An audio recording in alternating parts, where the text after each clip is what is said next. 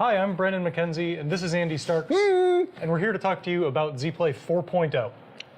Andy is really excited about Zeplay, and about 4.0 especially, so we took the precaution of duct taping his mouth shut just to make sure he didn't tell anybody what he's not supposed to tell people yet.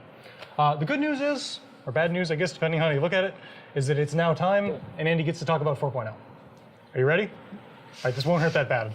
It'll be fine. Just don't worry about it. It'll be fine. No big deal, right? Okay, in 3, 2, 1. Oh, every little part of my lips. You'll be fine. Oh, God. Oh, man. But you know what, buddy? It was worth it. I am so excited to be done with the duct tape. Mm-hmm. Yes. Yeah, I mean, that was 6 months, and that's the longest you've ever gone. If only. If only.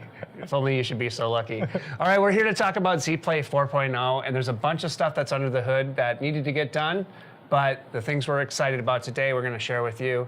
Brandon, what are a few of those things? Okay, so the biggest thing as an operator is that I can now queue sequences on multiple outputs and on any output that I want. All right, so give me an example of why that would be important. Sure, so I'm doing a hockey game and I'm going into a break. So Okay. it's the end of the period, I've got a little highlights package I made.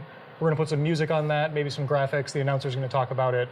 Then we're gonna fade down and we're gonna do like a commercial or a PSA, something like that. And then we'll come back up, 20 minutes later once they're done with the ice or whatever. Right. So in Zeplay before, I could do that as one sequence. I could have my highlights package and then I could have my commercial at the end. It's a little cumbersome. The director wants to count it out. There's music we have to work with and all that stuff too. So now what I can do is I can actually queue up one of those sequences on one output and the other sequence on another output as well. All right. So I've got a sequence that I made ahead of time here. We just select that. If I select my D channel on the controller and then I queue that by hitting Shift Play like normal, in 4.0 that's going to queue that to the fourth or to the selected output instead of always to So Shift Play now will work on where? On what output? On the first output that you're currently controlling. Okay, so if I got all the control mashed down, A is the one that's going to get the sequence just like it would normally, so right? no change from before. Okay, but if I have B selected this time around, Shift Play or Shift B is going to cue the sequence to that channel. So that is a change. Yep. Okay. Yep.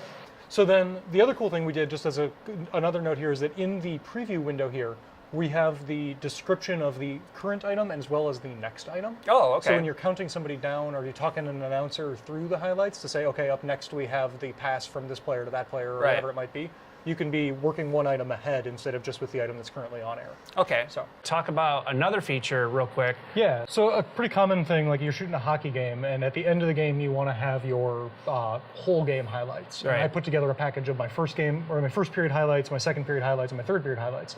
What I can do now is I can go in and I can copy the entire sequence and I can paste that into another sequence. Okay. So if I go here and I copy this sequence here, I can then go to my next sequence and I can paste that into it. Okay. Maybe I want to I'll grab this one too and I'll kind of combine these. I can go there and now I have my first sequence and my last sequence are combined together into one. Okay, now I noticed that you use the keyboard for that. Yeah. That's another minor feature we've added, but always an important one of my favorites. Yeah, so all of those actions are doable, with the mouse. You can click copy and stuff like that too. Right. But they're also available as macros. Right. So I can go in and I have those set up to be the C and the V keys for copy and paste. My take on that is if you're not using macros, you're not trying hard enough. Yeah. Right? Tons of cool things we can do with macros. One really cool thing with that, another macro that we added, is that we added a macro that allows you to open the first item in a sequence in the editor. Okay. So if I've got this sequence and I want to kind of run through it to trim it to make sure everything's right, I can now just hit a key and I've loaded that item in the editor. Okay. And now I can go here and I can say, okay, that's where I want my in point to be. That's where my out point should be. Let's load the next clip. And there's two versions of it. You can open the first item in the sequence or you can open the item that's on air. So if I actually have this sequence rolling and it's playing and there's something that's not right, I can have a macro set up to say, open the thing that's currently playing. Oh, wow, that is cool. I can edit that one right there. That's a surprise one I didn't even know I was being taped shut for. There you go. That's awesome. Got it for your own protection. Well, that's going to be it for today. There's one other thing. Oh, no, there's not. There's one more thing. Oh, there's one more thing. It's not a huge deal, but if you've owned Zeplay before, this I think will come as a pretty awesome thing. Actually, there's two more things. There's two more things. Shout out to Zach Schuster, who suggested that we make all of these settings sliders here bigger. Yes. These are all now much larger. For well, these and Zach, trying to get. I mean, in his defense, he's getting very old. Yeah, and it's very difficult for him to navigate the mouse. I mean, they were only like 140 pixels. Right. But so just a minor thing in here, but now in the preferences, I can see the connection status of the controller. Okay. And I have a button that allows me to like attempt to locate the controller and find it. Now, if you need to track down a bad cable or something like that, you can just go in the preferences and relocate it again. So. All right. Well, cool. Thanks a lot, Brandon. These features are obviously very exciting, enough for me to put the duct tape on.